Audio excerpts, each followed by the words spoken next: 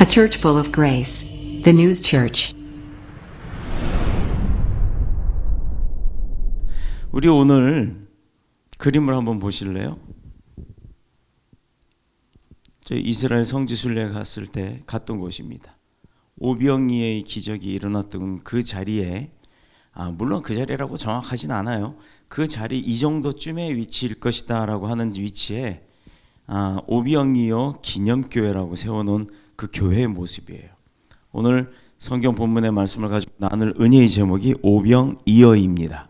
자, 오늘은 추수감사 주일로 예배를 드리고 있습니다. 현대 교회들이 이제 드리고 있는 이 추수감사 예배라고 하는 이 추수감사절이라고 하는 것은 종교의 자유를 떠나서 청교도들이 유럽 땅, 영국에서 새 땅을 찾기 위해서 아메리카 대륙으로 넘어가게 되잖아요. 그래서 플리머스라고 하는 곳에 처음 도착을 합니다. 오늘 주보에 보면 플리머스 사진이라고 해서 거기 보면 움막 같은 게 하나 나와 있어요.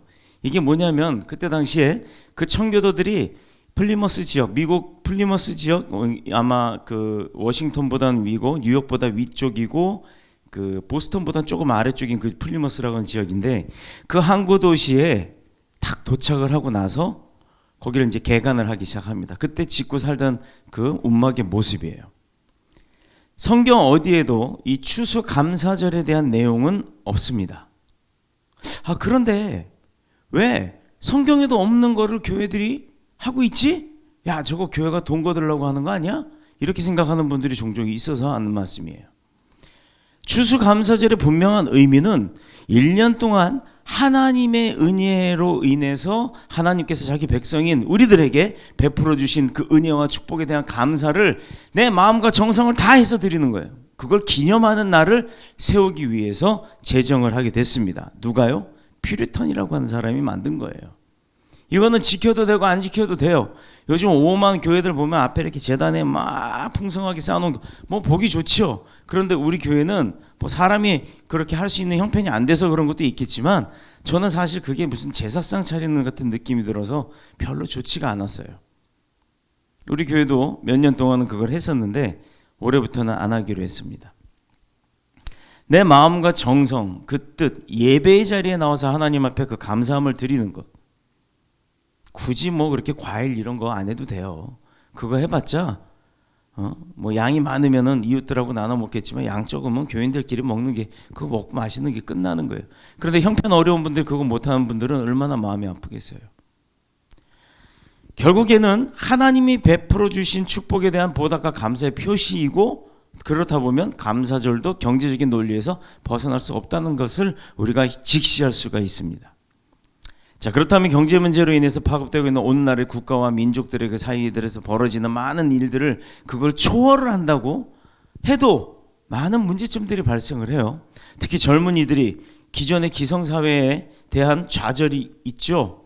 요즘 청년들이 왜 예배 안 나오는 줄 아세요? 정확하게 그걸 좀 알고 우리가 그 청년들을 대해야 될 줄로 믿습니다. 예배 나오는 시간이 아까운 거예요. 그 시간에 알바를 하면 그 알바 비용이 내가 도움이 되는데 교회 나서 예배를 드려봤자 나에게 도움이 되는 게 없다라고 생각을 하는 겁니다. 그리고 또 교회의 문화가 교회의 이 습성들이 사회보다 더 안 좋다라고 생각해요. 요즘은 세상이 더 많이 발전을 하다 보니까 교회도 세상의 많은 문화들을 좀 받아들일 때가 되었다라고 생각을 합니다. 오병이어의 기적이 이 땅 가운데서도 일어나기를 소망하면서 오늘 함께 은혜를 나누고자 합니다. 본문에서 예수님은 갈릴리 건너편으로 가셨는데 그곳에 그를 따르는 무리들이 남녀노소 이렇게 막 모여들기 시작했어요. 보시다시피 뭐 사진에는 지금 이 성전밖에 안 보이지만 그 주변이 이렇게 평야가 있고 되게 넓어요. 그리고 갈릴리 바다가 쭉 내려다 보이는 어떻게 바닷가 같은 그런 느낌이기도 하지만 이렇게 언덕이 좀 완만한 언덕으로 산으로 올라갈 수 있는 그 언덕이 이어지는 그 접경 지역 정도 됩니다. 아주 모이기도 좋고 중간중간 이렇게 우리 이게 무슨 나무인지 아세요? 소철나무가 아니에요. 이거 바로 대추야자 나무입니다. 저 나무로 인한 그늘도 좀 있고 아주 평지도 있고 잔디도 있고 좋아요. 그런 곳에 주님이 이제 갔더니 사람들이 몰려옵니다. 자, 그때 제일 큰 문제는 너무 많은 사람들이 모여오다 보니까 교회에서도 예배 끝나고 나면 봉사하는 사람들에게 원래는 밥을 주는 거예요. 근데 모든 교인들이 함께 교제하는 의미로 나눠 먹게 되잖아요. 예수님도 마찬가지였어요. 그렇게 그들이 모여왔지만 그들에게 줄 양식이 없었다라는 거예요. 5절에 보니까 예수님께서 빌립과 대화를 하시면서 이렇게 말씀을 하시죠. 5절. 예수께서 눈을 들어 큰 무리가 자기에게 오시는 것을 빌립에게 이르시되 우리가 어디서 떡을 사서 이 사람들을 먹이겠느냐 물어봤대요.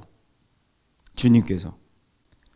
이것은 이미 모든 사람들이 배가 고플 것이다라는 것을 알고 있었고 주님께서 그걸 알고 계셨고 또 한 가지 중요한 사실은 예수님이 이 배고픈 사람들 남김없이 다 먹여야겠다라는 의지가 이 말씀 가운데 있었다라는 거예요. 우리가 어디서 떡을 사서 이 사람들을 먹이겠느냐? 먹여야겠다라는 얘기예요. 분명한 걸 우리가 알 수가 있죠. 주님께서 대접하고 싶으셨던 거예요. 요즘 같은 핵가족 시대에서는 손님 몇 명만 집에 방문을 한다고 해도 온 집안이 막 난리가 납니다. 온통 막 주방에 냉장고에 있는 거 다 끄집어내가지고 막 음식을 만들고 그것도 하기 싫으면 배달하고 여러 가지 이유가 있겠지만 하여튼 손님 맞이를 하기 위해서 아주 난리법석을 하죠. 쓸고 닦고 다 합니다. 신방 간다고 그러면 목사님 온다고 막 온 집안을 막 쓸고 닦고 그냥 평소대로 하세요. 평소대로. 평소에 깨끗하게 하는 집은 깨끗할 것이고 평소에 지저분하게 하는 집은 지저분할 거예요. 목사가 신방 온다고 해가지고 그거 뭐 쓸고 닦고 그렇게 부담 갖지 말라는 얘기입니다. 나는 어차피 가도 우리 교인들 신방 가도 나는 밥 안 먹어요. 이 집 가도 밥 주고 저 집 가도 밥 주고 다 배가 이만해지라고 다 못 먹습니다. 특히 명절을 맞이하면 온 식구는 물론이고 형제 친척들 모여들면 그들이 함께 먹고 마시는 그 시간들을 즐기기 위해서 준비하는 게 보통 정성이 아니에요. 그렇죠? 아니 형제들 이렇게 명절 때 형제들끼리 가족들끼리 만날 때도 그 준비하는 시간을 그렇게 온통 정성을 들이는데 우리가 주님 만나는 데는 왜 그렇게 정성을 안 들일까? 자주 만나서 그럴까요? 7일에 한 번씩? 그들이 함께 먹고 마시면서 시간을 보낸다는 것 자체가 굉장히 큰 행복입니다. 보통 일 아니죠. 그런데 예수님은 큰 무리라고 표현됐던 이 뭐라고 표현을 할까요? 예수님 말씀을 들으려고 쫓아온 그 무리들을 다 먹이기로 작정을 했으니 얼마나 그 큰 무리의 양을 다 준비를 해야 되겠습니까? 예수님은 그렇다 치자 이거예요. 아니 예수님 옆에서 수종 들고 쫓아다니는 12 제자들 그 제자들은 무슨 죄예요? 그 많은 사람들을 다 먹여야겠다고 예수님 말씀만 하시면 뜻을 비추면 그 주변 사람들이 다 하죠. 좋은 수장은 좋은 리더는 주변에 그를 돕는 이들이 있을 때 그가 좋은 리더가 되는 겁니다. 제자들은 보통 걱정이겠어요? 예수님께서 우리가 어디서 떡을 사서 이 사람들을 먹이겠느냐 했을 때 빌립이 뭐라고 얘기를 해요? 다음 절 한번 볼까요? 친히 어떻게 하실지 아시고 빌립을 시험하고자 했던 거예요. 근데 빌립이 대답할 때 7절에 보면 각 사람들에게 조금씩 각출을 한다 이거예요. 걷어서 한다 하더라도 200데나리온 200데나리온이라고 하는 돈은 굉장히 큰 돈이에요. 아마 한 돈 1,000만 원도 넘어가는 큰 금액일 겁니다. 그거를 다 각출을 한다 하더라도 그만큼의 돈이 있어야 될 텐데 부족할 것 같습니다. 그 떡을 어떻게 삽니까? 라는 생각이었던 거예요. 자, 마태복음 14장 21절에 보면 같은 사건을 두고 기록하기를 먹은 사람은 여자와 어린이를 빼고 5,000명이나 되었더라. 여자와 어린이를 빼고 남자 어른 중에도 남자 어른밖에 없겠다는 얘기죠. 여자하고 아이들 뺐으니까 어른들 남자들만 먹은 게 5,000명이 넘었대요. 그럼 여자하고 아이들은 얼마나 많겠냐고요. 가족이 다 왔을 텐데 남자 어른 5,000명 이외에도 몇 명이 왔는지 몰라도 하여튼 무지막지하게 많은 숫자입니다. 5,000명 교회 한번 가보세요. 앞에서 서면 뒤에는 보이지도 않아. 근데 그거보다도 많은 사람들이 모였다 그러면 예수님이 얼마나 많은 사람을 먹여야 되는 겁니까? 더군다나 마가복음 6장 35절에 보면 같은 사건을 또 표현할 때 이곳이 빈들이고 날이 저물었다 했으니 이 엄청난 사람들이 줄임배를 채운다는 것, 배고플 시간이란 얘기예요. 저녁 먹을 시간. 현대적 감각으로 생각해봐도 이게 보통 일 아니에요. 교회에서 5,000명 예배드리는 교회 식당 한번 가보세요. 어떤가? 자, 그런데 예수님은 이 문제를 너무 간단하게 생각하는 것 같죠? 왜 그러셨을까? 주님은요, 능력자잖아요.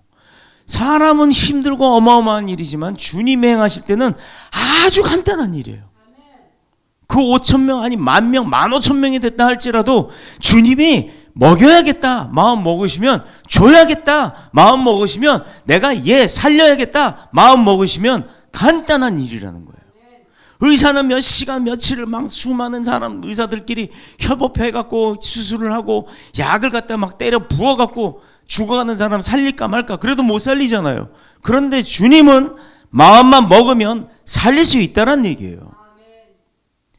5,000명도 못 먹어서 한꺼번에 못 들어가서 막 교대로 먹고, 그것도 기다리기 싫다고 그냥 가는 사람들 태반인 그런 5,000명이 넘는 교회들도 보면 어마어마한 숫자의 사람들이 봉사를 하고 섬기고 있는데, 주님은요 간단하다는 거예요. 간단하다는 거.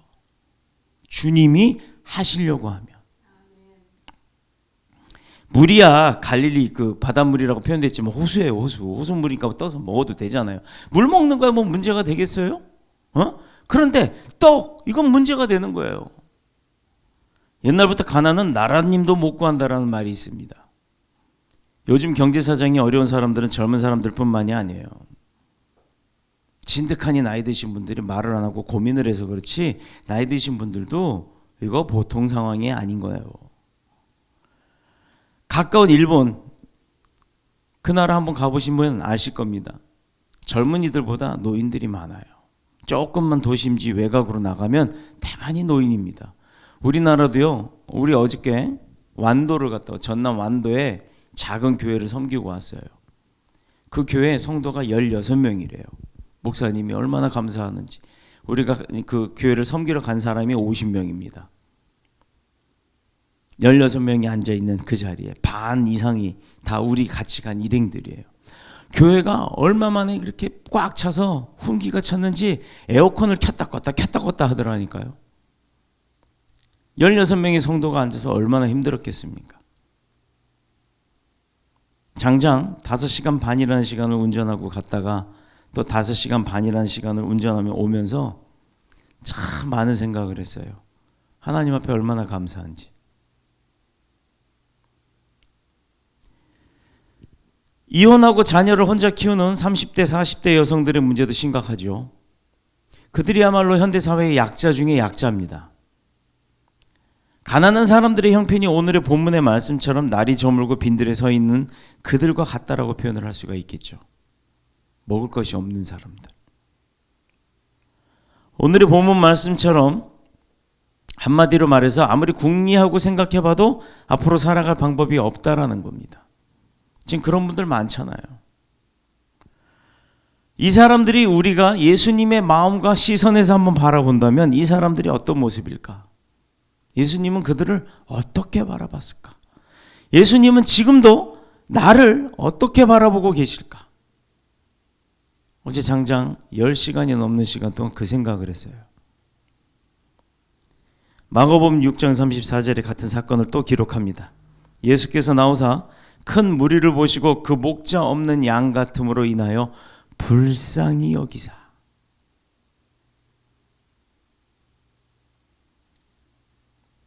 제가 개척하기 전에 우리 안 목사님하고 강도사 시절에 예배 드릴 곳이 마땅치 않아 가지고 섬기던 교회를 이제 사표를 내고 나와서 이 교회 저 교회 뭐 이 지역에 있는 큰 교회를 좀 다녀봤어요. 그냥 스리슬쩍 왔다가 묻어가는 것처럼 왔다 가도 티도 안 나게 하려고 그렇게 새벽 예배도 가고 주일 예배도 가봅니다. 그런데 이상한 것은 어딜 가도 두드러지는지 강대에 서신 목사님들이 다 쳐다보고 관심을 두는 거예요. 부담이 가서 못 다니겠더라고요. 좀 편안한 마음으로 좀 섬기고 싶었는데 결국은 예배 드릴 곳이 마땅치 않아서 예배 드릴 곳을 찾질 못했습니다. 주일만 되면 얼마나 이 가슴 한 곳이 이 폐 하나가 막 녹아내리는 것 같았어요. 숨쉬기도 힘들고 주일이 되면 주일날 예배는 드려야 되는데 마음은 아프고 그래서 시작한 게 학원 3층의 학원에서 시작을 하게 된 거예요. 지금 이 자리까지 오기 전 이야기입니다. 예수님께서 그 현지에 모여든 그 불쌍한 사람들을, 가난하고 병든 사람들 왜 왔겠어요? 왜 그렇게 5천 명이 넘는 그 많은 무리가 왜 왔겠냐고요. 여러분 생각해 보세요. 여러분 교회 왜 나오세요? 교회 나오면 뭔가 잘 될 것 같고 하나님은 뭔가 축복을 줄 것 같죠. 맞아요. 주신다니까요. 그런데 중요한 거는 하나님 눈에 불쌍하게 보여야 되는 거예요. 하나님의 마음을 움직일 수 있어야 되는 거예요. 예수님 마음에 내가 얘를 도와줘야겠다라는 그 마음이 생겨야 되는 거예요. 울고불고 한다고 그게 생겨납니까? 그건 동정이에요. 주님도요, 그 사람에 따른 상황을 너무 잘 아시기 때문에 각각의 상황에 맞게끔 도와주시는 거예요. 목사한테 잘 보여서 목사가 갖고 있는 뭐 얼마 몇 푼 얻어가려고 하는 그런 마음이라면 교회 나오지 마세요. 나올 필요 없어요. 뭐 하려 나옵니까? 목사 안 주거든요. 목사도 없어요. 지갑에 다 뒤져봐야 뭐 나올 게 없어요. 목사한테 잘 보이려고 할 필요가 없다라는 겁니다. 하나님한테 나를 보여야죠. 세상에서는 세상 사람들한테 나를 브랜딩한다고 그 난리를 치면서 왜 나는 하나님 앞에 브랜딩이 안 될까요? 하나님이 나를 알 수 있게끔 해야죠. 기도하고 예배하고 찬양하고, 그게 기뻐서 울고 기뻐서 찬양하는 게 아니라는 거 하나님이 알고 계십니다. 그래서 하나님이 마음이 움직여야 돼요. 하나님의 마음을 감동시켜야 그 축복이 오는 거예요. 병도 나을 수 있는 거예요. 뭐 재정도 해결될 수 있는 겁니다.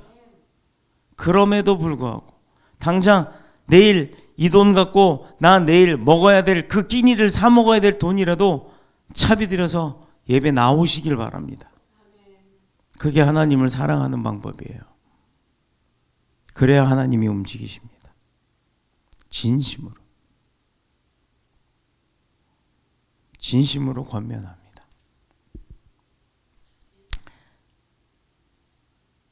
목자된 주인을 잃고 홀로 방황하는 양은요, 늑대의 먹이밖에 될 수가 없어요. 목자가 없으니 우리가 어디서 무슨 일을 만날지 알지 못한다고요. 그 위기 상황이 닥치면 쓰러져 버린다고요. 목자는 어떻게 돼요? 늑대 검은 막대기로 때리든 겁을 주든 와 하고 소리 질러서 겁을 주든 늑대가 아예 오지 못하게 합니다. 늑대가 멀리서 봐도 양 한 마리만 있으면 먹으려고 오지만 사람이 서 있으면 오지 않는 거예요. 사람들이 생각하기를 선진국 사람들은 잘 살고 후진국 사람들은 못 산다고, 가난하다고, 불쌍하다고 생각하죠. 저희가 선교를 다녀보니까 알겠더라고요. 선진국이라고 잘 사는 거 아닙니다. 후진국이라고 행복하지 않은 거 아니에요. 오히려 후진국이 더 행복할 수도 있어요. 없는 가운데서도 행복합니다. 부잣집에서요 4명 식구밖에 안 사는데 아침밥 같이 먹는 거 나는 한 번도 못 봤어요.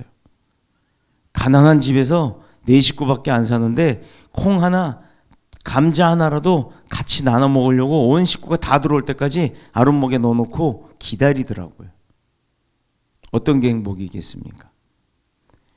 선진국일수록 상대적 박탈감이 크기 때문에 소외감이 더 깊어지고 정신병자, 우울증, 변태적인 사람이나 비정상 생활하는 사람들이 더 많다라는 거예요. 길 가다 막 아무한테나 해코지하고. 우리나라도 선진국에 들어오는 반열에 쓰다 보니 우리나라에도 그런 증상들이 나오지 않습니까? 왜 그랬어? 신림동 사건도 보세요. 왜 그랬어? 세상이 싫어서 그랬대요. 한마디로 말해서 선진국은 사회 전체가 거대한 병동이라고 생각해도 과언이 아닐 겁니다. 어쨌든 이런 상황에서 예수님은 빌립에게 물었어요. 대체 무슨 대답이 나오기를 원했을까요? 빌립이 예수님이 질문에 대해 제일 먼저 반응이 어떤 거였어요? 돈이 필요하다 이거예요. 근데 그 200데나리온의 떡이 부족할 겁니다 라고 이야기를 합니다. 역시 빌립도 돈 없이는 할 수 없습니다 라고 이야기를 하는 겁니다. 미국은 전 세계를 향해 달러를 막 찍어내죠. 일본도 밤을 새면서 앵화를 막 찍어냅니다. 우리나라도 막 원화를 막 찍어내죠. 그 원수 같은 돈은 왜 그렇게 가난한 사람들이 만져보기가 힘들까요? 가난한 사람들이 만지는 돈은 다 찌글찌글 찢어진 돈, 막 테이프 붙인 돈, 그런 돈이에요. 그런데 부자들이 만지는 돈은요, 그들은 돈도 잘 안 만져요. 묶음 돈 봉투로만 들고 다녀요. 예전에 파리바게트 그 파란 봉투 하나가 옛날 그 국권 10,000원짜리를 딱딱딱딱딱 챙겨놓으면 딱 1,000만 원 들어갑니다. 그냥 들고 다녀요. 누가 보면 빵 사갖고 가는 줄 알아요. 근데 그 돈이에요. 그들은 돈을 그렇게 들고 다녀요. 정말 돈벼락이라도 맞고 죽으면 원이 없겠다 싶은 사람들 많죠. 그런데 예수님은 사람들이 염려하는 돈 걱정은 하나도 없어요. 안중에도 없어요. 제자들 향해 그 많은 사람들의 너희가 먹을 것 주어라 라고 이야기를 합니다. 마태복음 14장 16절에 있죠. 너희가 먹을 거를 주어라. 돈도 없어갖고 못 사겠다고 하는 애들한테 니네가 줘. 이렇게만 딱 이 상황을 봤다 그러면 여러분은 어떤 생각이 들어요? 예수님 상황도 알지 못하면서 이거 뭔 말이야? 이게 말이 돼? 야, 예수님 약간 이상한 거 아니야? 야, 예수님 요새 좀 제정신 아닌 거 아니냐? 이런 생각들을 할 겁니다. 예수님이 안중에도 없는 거예요. 제자들의 고민과 걱정은 안중에도 없어요. 그냥 말만 하면 다 되는 줄 아시는 거예요. 현실의 한계성을 무시하는 말이고, 어떻게 보면 예수님이 우리 보고 알아서 하라고 하는 얘기인가? 우리를 괴롭히려고 하시나? 이렇게 생각할 수도 있습니다. 의심이죠. 부정입니다. 부정적 생각이 그거예요. 모든 상황을 부정적으로 생각하는 사람이라면 그 12제자 중에서도 지금 빌립의 상황을 보고 그렇게 이야기를 해야 되는 거예요. 예수님 미친 거 아니야? 이러고. 살면서 느끼는 것은 주어진 현실의 상황을 파악하는 겁니다. 그 중에도 특히 조심할 거는 분위기 파악이, 분위기 파악. 한국 사람들이 외국에 가서도요, 한국식으로 생활을 하면 그 삶이 어렵다는 거 모르시죠?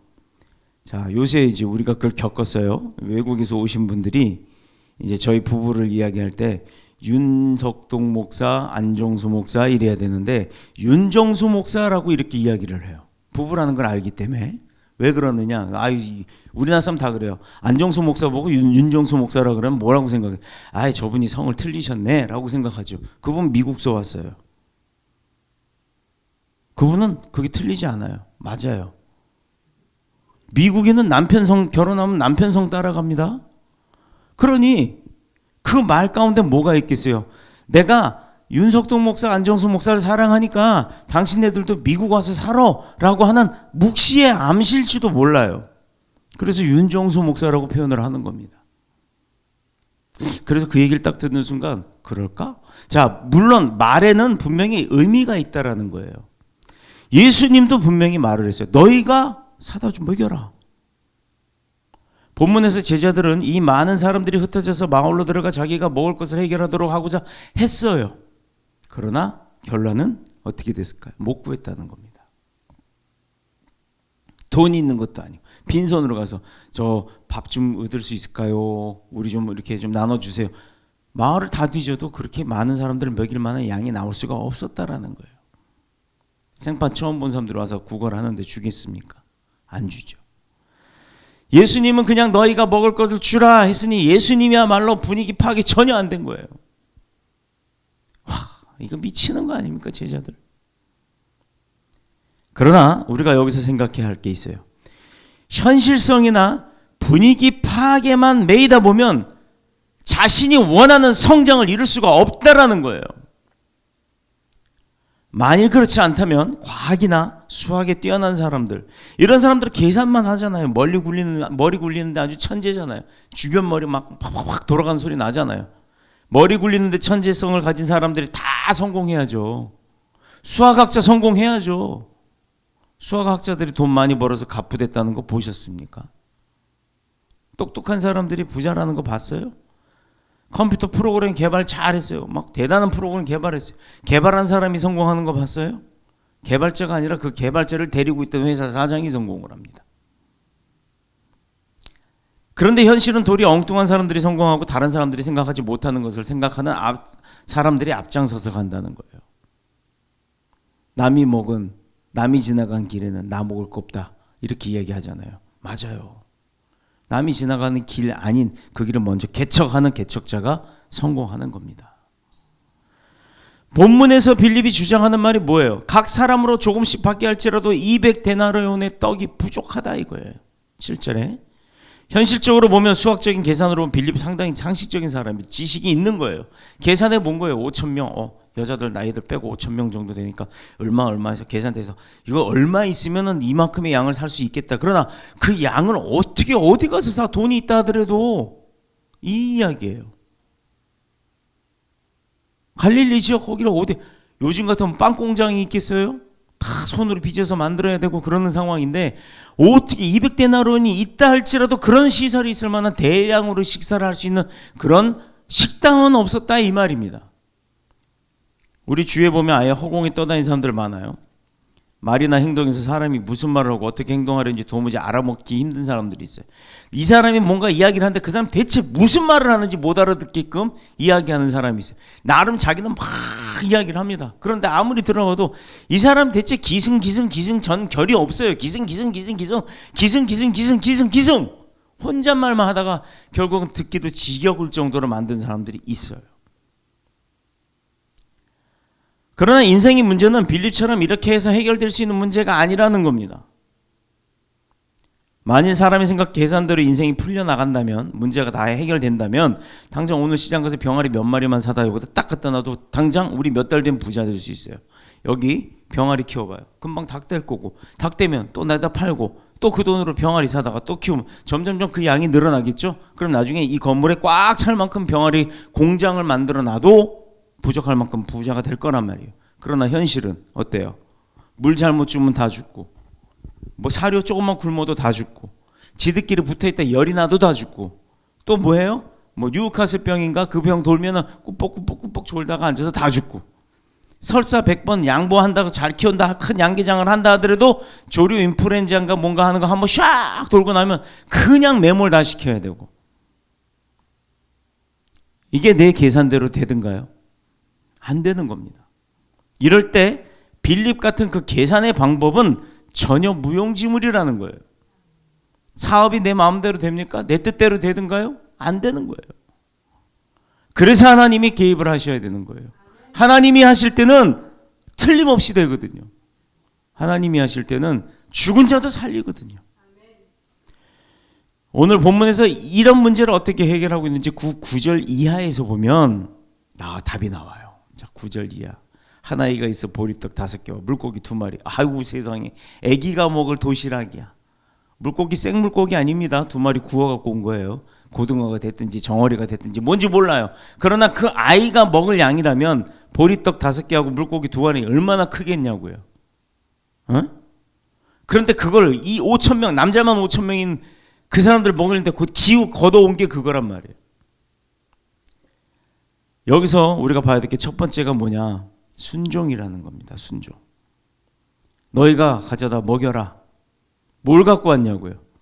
보리떡 5개와 물고기 2마리를 일단 가져왔다는 겁니다. 이거 순종하지 않은 사람은요, 아까 내가 부정적인 사람, 예수님 미친 거 아니야? 이거 어디 가서 돈도 없이 뭘 사오란 말이야? 에이, 나 안 해. 이 사람은 그냥 거기 찌그러져 있는 거예요. 그런데 뭐라도 있는지 한번 알아보려고 예수님 말대로 그래 우리가 가져다 먹이려고 노력한 사람, 그 사람은 보리떡 5개하고 물고기 2마리를 구해왔잖아요. 이거 순종 아닙니까? 순종이에요. 너희가 먹을 거 주라 했을 때 군중 속으로 가서 먹을 거 가지고 왔어요. 일단 순종했죠. 하나의 식사는 도시락 이건 되게 조그만 양일 거란 말이에요. 그런데 본문의 제목인 5개, 오병이어, 보리떡 5개, 물고기 2마리. 이 문제는 이 많은 사람이 먹기에는 불가능한 게 분명합니다. 그러나 더 나아가서는 웬만한 사람들이 먹기에도 아주 형편없는 양식일 뿐이에요. 가난한 집 아이가 먹을 수 있는 도시락. 저 옛날에 꽁보리밥 도시락에 김치 조가리. 그러나 요즘은 그게 꽁보리밥 먹으려면 아주 비싼 값 주고 먹어야 돼요. 예전에는 그거 질려서도 못 먹었어요. 꽁보리밥이 뭔지 알아요? 쌀알이 한 톨도 안 들어간 꽁보리, 보리쌀로만 된 밥. 숟가락으로 먹어야지 젓가락으로는 떠지지도 않습니다. 몇 번씩 쪄서 만든 밥.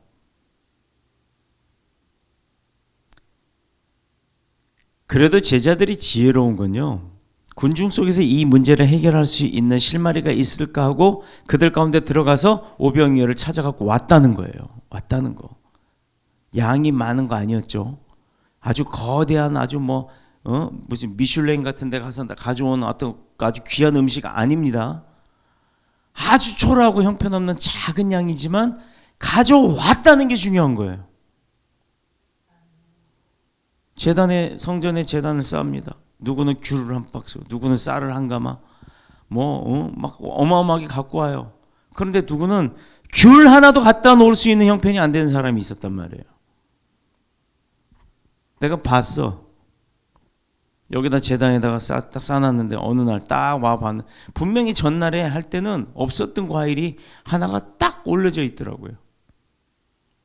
누가 대체 갖다 놨는지는 몰라요.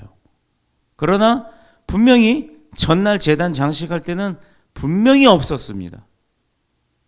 분명히 없었어요. 없었던 과일인데 한 알이, 그것도 10개도 아니고 2개도 아닌 딱 하나가 깨끗이 닦여서 살짝 얹어져 있더라고요. 그것도 앞쪽이 아니라 뒤쪽에. 하나님은 그에게 축복을 하셨을 겁니다. 본문 6절에 보면 처음에는 예수님이 제자들에게 너희가 먹을 걸 주라고 하시면서 그들의 반응을 보셨던 거예요. 이거 잘 들으셔야 돼요. 아주 굉장히 중요한 부분이에요. 예수님이 시제를 딱 던지면서 그 제자들의 반응을 쫙 보시는 거예요. 테스트였죠. 템테이션이 아니라. 너희가 먹을 것을 주라고 하면 반응을 보셨지만 이제 제자들 중에, 그 많은 제자들 중에 한 사람이 오병이어를 들고 딱 왔단 말이에요. 이제는 제자들이 예수님의 반응을 보는 거예요.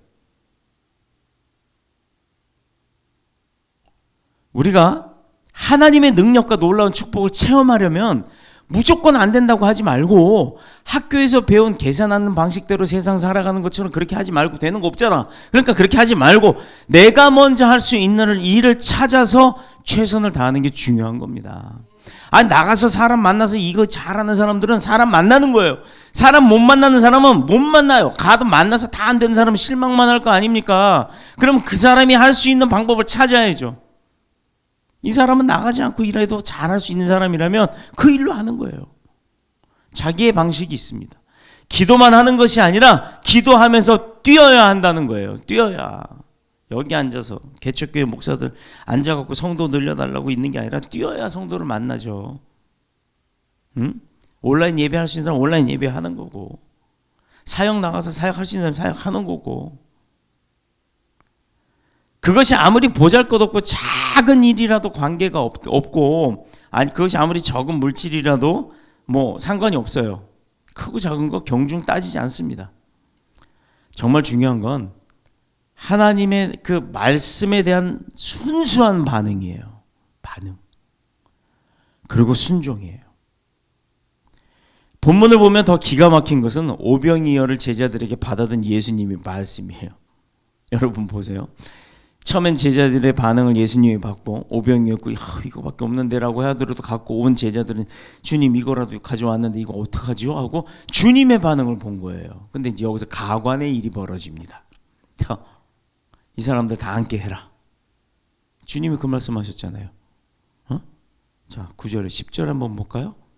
예수께서 이르시되 이 사람들로 앉게 하라 하시니 그곳에 잔디가 많았대요. 사람들이 앉으니까 한 5,000명쯤 되대요. 여자 애들 빼고 남자만. 와, 앉았다는 건 뭐죠? 식당에 우리 들어가면 뭐예요? 손님 일로 와서 여기 앉으세요라고 하잖아요. 자, 앉으라. 이 얘기는 뭐예요? 이제 곧 식사 준비해라 이거죠. 너 밥 먹을 거야 이 얘기입니다. 아니 오병이어 그거 딱 드렸는데 주님이 야 앉으라 그래. 이 이야기는 뭐죠? 오병이어를 주겠다는 얘기 아닙니까? 사람들이 앉게 한 후에 떡이 안 나오면 망신당할 거 아니에요. 어쩌면 몸을 맞을지도 모르고, 야, 이제 주님이 식사 준대. 다들 앉으시오. 막 제자들이 다니면서 앉으시오. 자, 넓게 앉으세요. 바닥에 앉으세요. 막 이렇게 했을 거 아니에요. 그럼 기대를 하고 앉을 거 아닙니까? 근데 앉았는데 아무것도 안 나와봐요. 뭐야? 막 이럴 수 있잖아요. 식당 가서 주문한 지 10분만 늦어도, 아니면 나보다 순서 뒤에 온 사람이 먼저 나오면 어떤 난리를 칩니까? 내가 먼저 왔는데 왜 저 사람부터 줘? 뭐 이러고 하잖아요. 그런 거 우리도 그렇게 하는데, 이 5,000명이 한마디씩만 해도 5,000마디라고. 5,000마디 예상 안 됩니까? 되죠? 그런데 주님이 그렇게 앉으라고 했단 말이에요. 그런데 제자들은요, 그럴지도 모르는데 그냥 주님이 하라니까 했어요. 뭐예요 이것도? 순종이에요. 순종. 내가 잘못해서 맞아 죽을지도 모르는데 그냥 주님이 하라고 했으니까 순종한 거예요. 뭘 했기 때문에? 주님을 신뢰했기 때문에. 이와 비슷한 내용이 또 나옵니다. 요한복음 2장, 우리가 잘 아는 가나의 혼인잔치가 있죠. 거기서도 물로 예수님이 물로 포도주를 만든 사건이 나와요. 그것도 순종했더니, 물을 독에다 부으라고 하잖아요. 물을, 응? 독에다 물을 부으라 했더니, 아니 술을 모자란다는데 술독에다 물을 부으면 어떻게 해? 술을 사와야지. 아니면 포도를 갖다가 넣든가 이게 넣든가 뭐 하나. 아니 저 양반 미친 거 아니야? 이렇게 했을지 않고 그 주인이 어떻게 했어요? 야, 갖다 물 부어 라고 했잖아요. 물 부니까 물만 부었는데 조금 있다가 갖다 마셔라 얘들아, 이미 그거 술이야, 포도주야 라고 주님이 말씀하시잖아요. 그때 들다 봤더니 포도주도 그런 맛있는 포도주가 아니야. 최고의 최상의 장품이 되어 있더라 이 말이에요. 그것도 순종했잖아요. 순종하니까 이루어지잖아요. 아마 제자들도 이 사건을 기억을 하고 있었는지 모르겠어요. 그래서 순종한 것 같아요. 이미 예수님의 능력, 신비한 그 체험들, 신비 아니에요. 그 능력, 그거를 체험했기 때문에 용기가 났는지 몰라요. 봤으니까, 만났으니까, 내가 증명이 되니까, 내가 확신을 하니까 예수님을 만나봐야 알지. 알지도 못하고 교회만 들락달락 하다가 교회 다녀도 별 볼 일 없어. 그 별 볼 일 없어. 교회 다녔기 때문에. 능력 없는 나 같은 목사 만나봐야 소용없다고. 예수님을 만나야 능력이 있는 거예요. 그 예수님이 있는 교회를 만나야, 그래야 능력이 있는 거지. 나 같은 목사 만나봐야 무슨 능력이 있어. 내가 줄 수 있는 거 아무것도 없는데. 여러분들 그걸 잘 기억하세요. 예수님의 기적은 제자들이 말씀에 순종했던 그 가운데 이미 시작이 됐던 거예요. 우리가 몰랐을 뿐이지. 제자들이 몰랐지만 그냥 맹목적으로 주님이 시키니까 하이지 하고 그 순종을 했기 때문에 일은 이미 순종이 시작된 것부터 주님은 계획을 착 이렇게 진행하고 계셨던 겁니다. 그렇다면 두 번째 원리가 뭐예요? 본문 11절에 나오는 예수님의 기도와 감사예요. 여기서 예수님이 어떤 기도와, 이제 저도 이따가 할 거예요. 이따가 하는데 보세요. 예수님의 기도와 감사가 어떤 건지 여러분 뭔지 아세요? 그래서 이 성찬이 굉장히 중요한 겁니다. 예수님께서 떡을 가져 축사하신 후에 앉아있는 제자들에게 나눠주시고 물고기도 그들에게 원하는 대로 주더라. 다음 절에 나와요. 봐봐. 11절.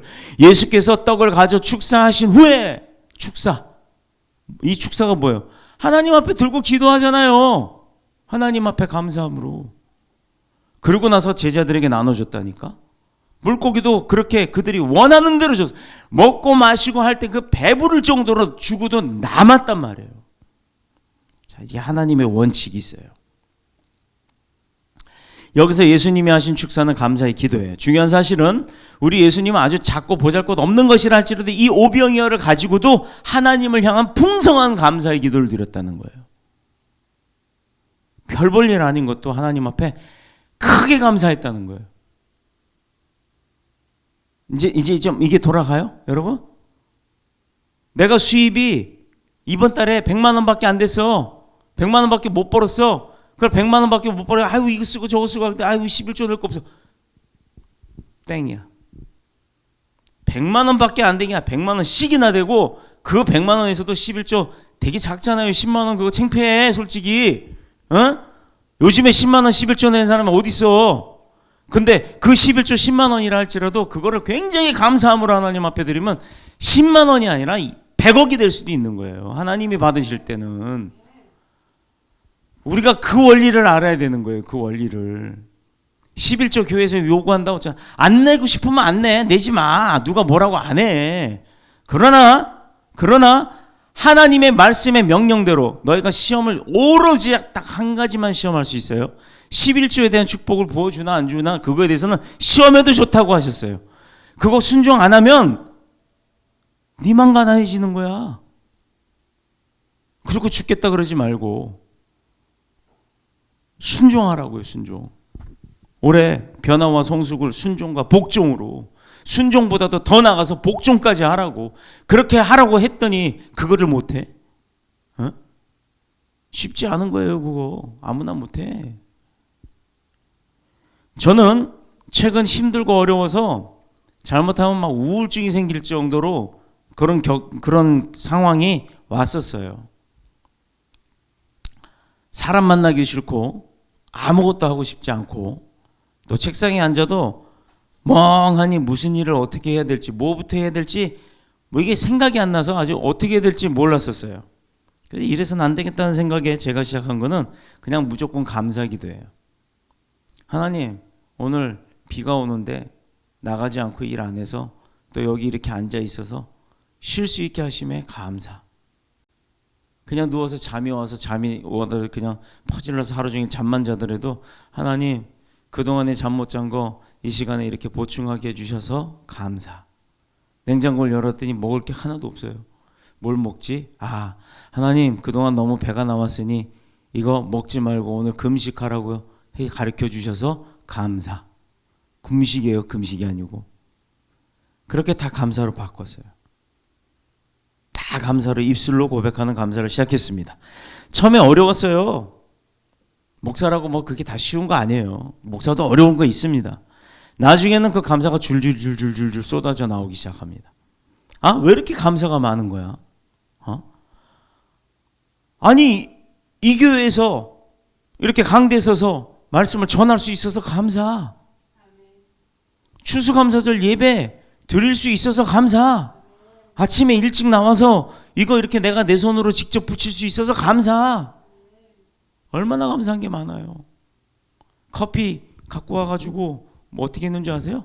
그 커피를 다 꺼냈어요. 그래갖고 저기 나가보세요. 보면 알 거예요. 커피 막 빵빵하게 내가 다 꼽아놓고 감사. 왜 감사? 아무도 안 먹어. 나 혼자 먹을 수 이만큼 많이 있어서 감사. 하나님, 이거 하루에 이만큼씩 다 나갈 수 있을 만큼 해주셔도 감사. 처음에는 형식적으로 하는 감사였어요. 어거지로 했어요. 무조건 이건 그냥 감사로 가자라고 하는 작정 때문에. 그런데 그 감사가 나중엔 진심 어린 감사가 나왔고, 감사거리가 아님에도 불구하고 감사가 나오더라 이 말이에요. 그랬더니 일이 풀리기 시작합니다. 서로 여기저기서 도와줄 사람들이 생겨나고 같이 돕겠다고 하고, 내게 주어진 하나님의 은혜를 다 고백할 수 없을 정도로 많은 감사를 알게 됐다는 게 감사였어요. 나는 그렇게 감사 속에서 쌓여서 살고 있었구나. 하나님이 나를 이렇게 보호하고 계셨구나. 하나님이 나를 이렇게 끔찍하게도 나를 기억하고 계셨구나. 그걸 알게 되니까 감사가 쏟아져 나오더라고요. 그리고 나서 그동안 연락이 끊어졌던 사람들한테 연락을 좀 해봤어요. 세상에나. 교회 잘 나올 때보다 더 힘든 거야. 더 어려운 거야. 얼마나 불쌍한지, 얼마나 마음이 아픈지. 그래서 해결책을 또 알려주게 됐어요. 알려주고 나니까 거봐, 내 말 안 들어서 그렇지 라가 아니라 알려줄 수 있어서 감사. 목소리가 바뀌는 소리를 딱 전화로 듣고 나서 뭔가 희망이 되어졌다라는 그거에 감사. 그러나 여전히 내 형편과 상황이 바뀐 건 아니에요. 안 바뀌었어요. 똑같은 상황이라니까. 그런데 그런 상황이 뭔가 바뀌어가고 있다는 게 나도 보여지니까 감사. 하나님이 날 위해서 일하고 계신다는 걸 알게 되니까 감사. 이렇게 바뀌더라 이 말이에요. 유대인들이 식사할 때 감사기도 시작하죠. 그 기도의 내용은 다른 거 아니에요. 이거예요. 전 유대인의 기도를 들어봤으니까. 세상의 왕 우리 하나님 여호와여 찬미 받으소서. 그렇게 하면서 시작을 해요. 우리는 보통 어떻게 해요? 하나님 오늘도 이 양식 주셔서 감사합니다. 물론 감사 맞아요. 받은 거에 대한 감사잖아요. 그게 아니에요. 유대인의 기도는 무조건 기도가 시작되면 하나님을 높여요. 하나님을 높이고 나서 예수님의 생애를 살펴보고 또 그 안에 내가 찾는 감사를 높여드리는 거예요. 마지막에 우리를 위해 지신 십자가는 인간의 언어로는 다 표현할 수 없는 고난 자체였습니다. 예수님은요, 예수님의 생애 살펴보면 그 인생길 자체가 고난이에요. 이 땅에 태어나서 사신 것 자체가 고난이라고요. 그러나 그분에게는 어떤 일이 있었어요? 어느 때도 항상 변함없이 하나님 아버지를 향한 감사가 있었습니다. 그리고 우리를 향하신 누구도 흉내낼 수 없는 참 사랑이 넘쳐났던 거예요. 우리가 빌립처럼 계산만 했다면 감사할 거 없었을 거예요. 그러나 예수님처럼 하나님 아버지를 향한 참된 그 감사가 있다면 우리도 예수님처럼 내게 주어진 그 감사를 통해서 내 십자가를 기쁘게 질 수 있는 줄로 믿습니다. 자, 이렇게 감사 기도를 올린 후에 나누어진 오병이요, 제자들의 손에 거쳐 순식간에 그곳에 모인 모두에게 공급이 쫙 됐어요. 자, 근데 언제까지 먹었냐? 그들이 배부를 때까지 먹었어요. 그리고 나서 처음에 200데나리온이 있어야만 될 것 같은 그 문제가 해결되지 않을 문제였지만 믿음으로 순종한 제자들에 의해서 오병이어가 예수님 손에 전해지게 됐고, 그것이 하나님 앞에 드리는 감사함으로 인해서 작은 것이었지만 5,000명을 먹이고도 남고도 배부르게 그 이외의 사람들까지도 다 먹일 정도로 다 베풀 수 있을 만큼의 큰 영향력을 끼치게 됐다는 거예요. 그것이 축사를 통한 하나님께 대한 감사를 통해서 제물이 되었고, 그 하나님의 보좌에 올라갔을 때 하나님의 역사하심이 띄어져도 줄어들지 않았다라는 겁니다. 이게 왜 그때만 일어나요? 예수님, 하나님, 성령님 살아계셔서 지금도 계시는데 지금도 일어납니다. 지금도 일어나요. 기도해서 다 죽어가는, 병원에서도 수술하려고 배 이만큼 열어놓고 다 열어놨다가 의사들 7명, 일본에서 온 그 박사까지도 도저히 이거 수술 못해, 이 사람 수술하면 다 바로 마취겜과 동시에 죽어. 우리 어머니, 제 어머니 이야기예요. 부천 성가병원 그러면 김은중 과장님한테 가 찾아 물어봐요. 뭐 무슨 네이처인가 뭔가 무슨 의학지에 올라가 있는 사건입니다. 도저히 이거 못하니까 아들 들어와 해갖고 제가 수술방까지 가운 입고 들어가서 덜덜덜덜 떨면서 다 봤어요. 이러고 본인이 아들이 보호자니까 판단하래요. 어떻게 할 건지, 뗄 건지 아니면 덮을 건지. 그래서 그들 표현이에요. 그냥 덮어야 됩니다. 덮는다고 표현을 하더라고요. 무슨 이불 덮는 것도 아니고 배 열어놓고 수술 못한대요. 그래서 물어봤어요. 어떻게 해야 되냐고. 그냥 덮고 살아계시는 동안 최선을 다해서 효도하라고. 그럼 얼마나 사시냐고. 보통 영화에 보면 3개월 그러잖아요. 마지막 3개월이 아니라 3주였어요. 3주. 한 달도 안 되는 시간. 3주 정도도 못 사실 것 같습니다.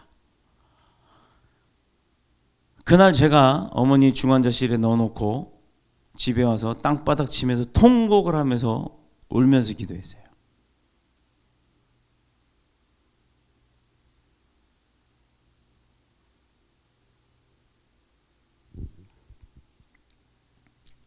저를 대신 데려가시고 어머니를 살려달라고. 근데 하나님 어떤 분인 줄 아세요?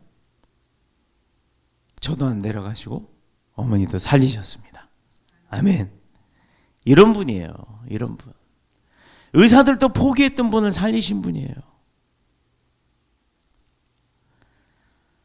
믿음으로 순종한 제자들에 의해서 역사하셨던 하나님의 그 은혜. 근데 꼭 하나님 앞에 감사가 있었다는 것. 자, 이번 추수감사절을 통해 지난 한 해를 돌아보면 힘들게 살아온 거 맞아요. 그러나 그 힘들게 살아오면서도 살아왔잖아요. 내년에도 이렇게 힘들까요? 하나님 앞에 지금부터라도 감사로 영광 돌립시다. 하나님 앞에 지금의 내 상황도 감사함으로 드립시다. 그리고 예배에 철저하게 올인합시다. 하나님 앞에 나를 브랜딩합시다. 그렇게 했을 때 어떤 축복이 여러분한테 갈지, 우리 하나님을 신뢰하고 바라보며 하나님 앞에 최고의 감사로 내 삶을 온전히 주님 앞에 드렸을 때 하나님께서 우리를 책임지는지 안 지는지 확인해 보시길 축복합니다. 이것은 오늘 본문 14절에 답이 있어요. 그 사람들이 예수께서 행하신 이 표적을 보고 말을 합니다. 이는 참으로 세상에 오실 그 선지자라.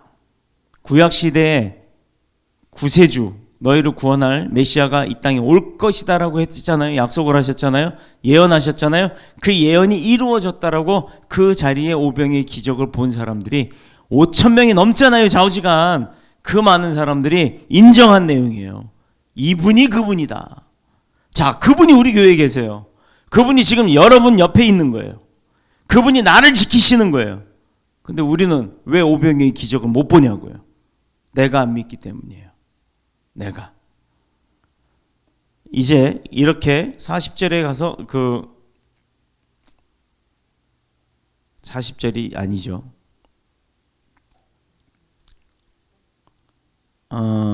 아니요. 그건 나중에 이제 그 40절 생각이 나면 그건 다시 말씀을 드릴게요. 그래서 이 표적을 보고 말하되 장차 오실 바로 그 선지자다 이렇게 고백을 했어요. 예수님을 장차 오실 메시아 곧 그리스도이심을 알았다는 거예요. 그 5,000명 넘는 사람들이. 예수님이 그들에게 기적을 베푸고 먹을 양식을 주신 것은 자신이 하나님의 아들이심을 증거하기 위함이었어요. 봐야 믿거든. 봐야. 그래서 오늘 본문 40절, 이제 우리 오늘 본문은 아니에요. 40절에 보면 내 아버지의 뜻은 아들을 보고 믿는 자마다 영생을 얻는 이것이다 라고 이야기를 하십니다. 이게 답인 거예요. 예수님이 원하시는 목적은 일용할 양식이나 육체를 위해 필요한 모든 것들을 다 오늘처럼 이렇게 공급해 주겠으니, 자, 다시 들어보세요. 예수님이 원하시는 목적, 일용할 양식, 육체를 위해 필요한 것들은 내가 오늘처럼 오병이의 기적처럼 너희들에게 다 공급해 주겠으니, 아멘. 너희는 나를 믿고 하나님을 따르는 구원받는 자가 되라. 하나님의 자녀가 되라. 이게 예수님의 목적인 거예요. 그 5,000명한테 그거 이야기하시려고 온 거예요. 여러분들 이렇게 증거를 다 보고 사건을 다 보고 뉴스 보도를 다 보셨잖아. 성경 뉴스. 여기 기록된 거 다 보셨잖아. 보셨는데도 안 믿으면 어떻게 해?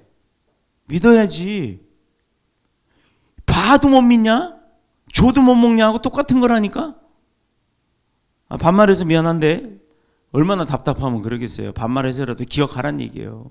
저게 나한테 반말해가 중요한 게 아니라 줘도 못 먹냐, 보고도 안 믿냐, 들었는데도 봤는데도 믿지 못하면 어떡하느냐 이 말이에요.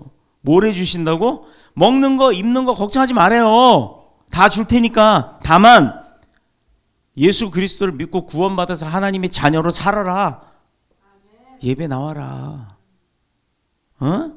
이 얘기예요. 이 얘기. 주님의 일을 철저히 하는 자가 그래서 굶어 죽지 않는 거예요. 하나님이 책임지시니까.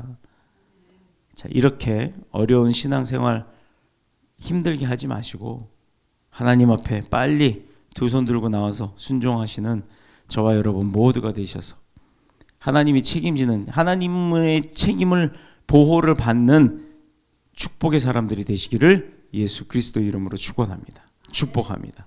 기도하겠습니다. 믿음대로 이루시는 아버지 하나님 감사합니다. 오늘 말씀을 통해서 깨닫게 하시는 순종, 무엇보다도 가장 중요한 감사와 순종을 잊지 않는 저희가 되게 하시고, 그 감사와 순종을 통해서 하나님의 축복의 사람이 되는, 축복의 통로가 되는, 축복의 경로가 되는 저희들 모두가 되도록 축복하여 주옵소서. 그리스도 예수님의 이름으로 감사드리며 기도드립니다. 아멘.